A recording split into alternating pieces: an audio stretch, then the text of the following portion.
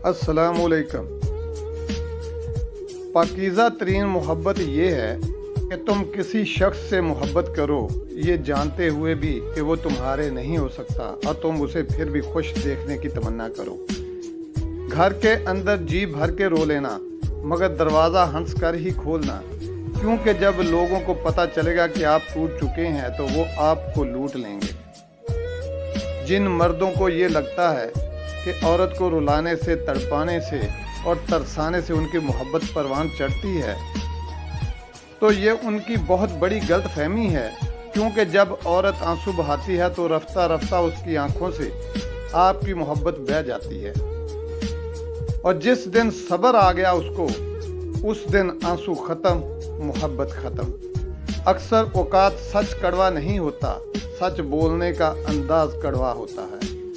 हम सच बोलने के साथ साथ दूसरों को जलील भी कर रहे होते हैं और तवक्को रखते हैं कि हमारी जलील करने की हरकत को सच ही समझा जाए। मोहब्बत अगर हो जाए तो देर नहीं करनी चाहिए, बार बार अजहार करो और फौरन निकाह कर लो, क्योंकि सच तो ये है कि जज्बात इजहार के मोहताज होते हैं।